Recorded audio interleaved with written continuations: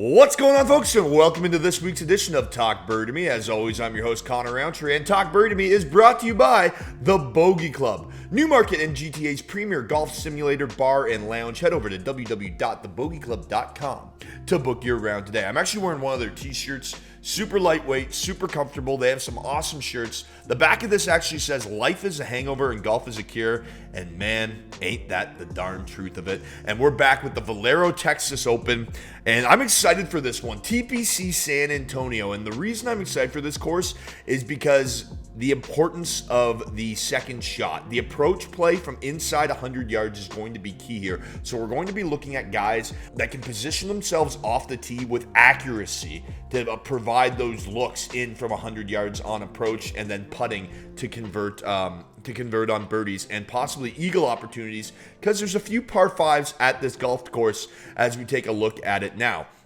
So the ideal model: ball strikers, second shot guys that can knock down putts and then off the tee give themselves opportunities to do so. So as we break into the field, obviously Rory McIlroy, he's the favorite, 9-1. We're going to fade him. We're going to stay far away from Rory. I don't like where his game is at right now. Apparently he was at Augusta earlier this week for his scouting round and shot a 78.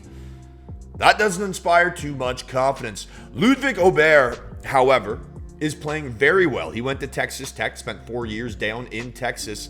The thing that worries me is his driving accuracy. He ranks outside the top 90 on the PGA Tour in driving accuracy this season, and there's just going to be guys that we're going to talk about that can place this ball and put it up on the green and give themselves birdie looks. So I'm not investing into Ludwig Aubert at 12-1. Where I do like him is even money in his round 1 3-ball matchup. I think that's an extremely winnable matchup, so make sure you lock that in. Jordan Spieth, 20-1. We're going to ignore him.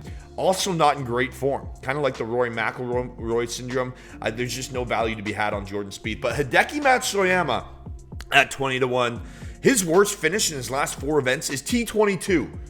You're telling me I can get a top 20 for a guy that hasn't finished outside the top 22 in 4 straight events at plus 115?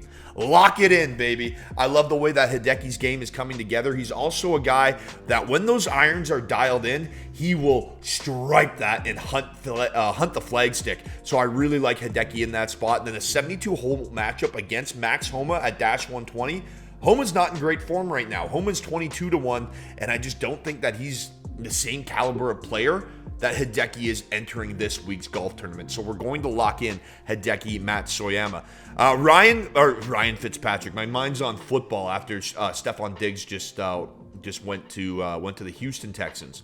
See, I got like the Texas golf going on. I've got the Houston Texas on the brain, and now I'm just blowing this up. Anyway. Tangent over, Matt Fitzpatrick, round 1 3-ball, plus 150. That's just great value for a guy that placed 5th last time out. Look, it hasn't been a great season for him, but apparently they removed a weight. He took his driver to Titleist. They removed a weight from that, and then he goes out and puts a top 5 at the Players. Elevated event, signature event.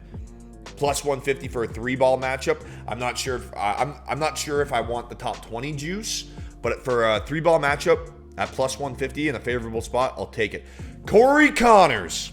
That's right, ladies and gentlemen. This is our best bet of the week. We'll get it up on TikTok and everything. The top Canadian in the field at plus 115. Not only has he won this thing twice, he modeled out with crazy value. He's also gained strokes with his putter in his last time out.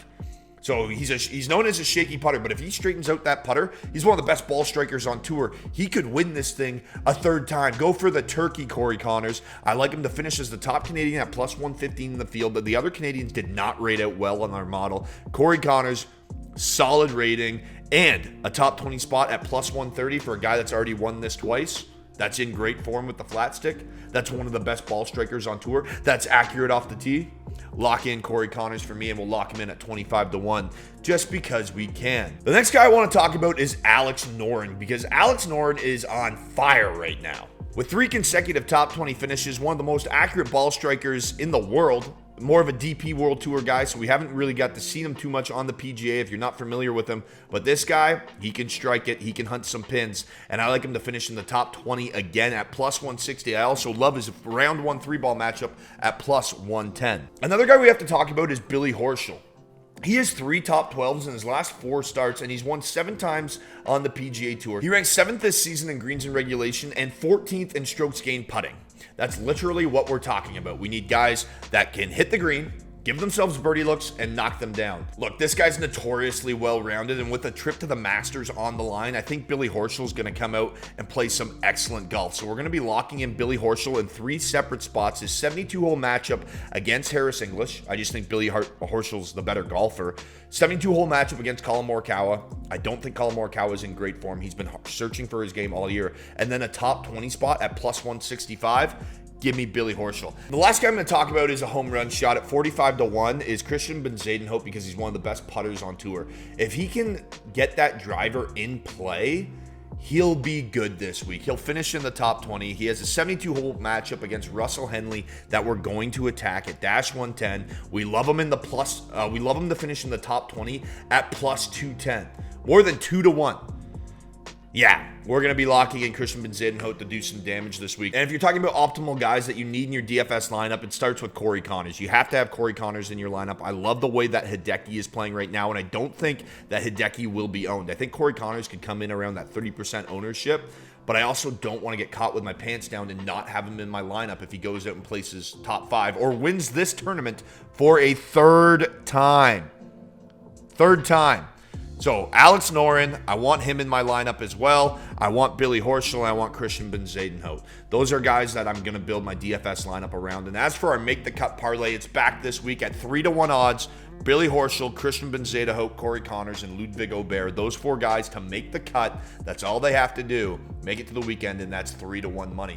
If you want all of our best bets, head over to sportstree.ca. They're presented to you by the Bogey Club. You can click on them, and you'll get 72-hole matchups. You'll get top 20s. You'll get outright winners. And, of course, you'll have the access to our betting model, which is on fire. And we'll be back in action with more MLB, more NHL, and more NCAA March Madness picks throughout the week. Today is my mother's birthday, so I'm actually not going to have any picks on the website outside of the golf picks for Wednesday night. So make sure you lock in those golf picks for Thursday, and then on Thursday we'll rock and roll back into the rhythm of things. Folks, I'm Connor Roundtree, and we'll talk birdie to you next time.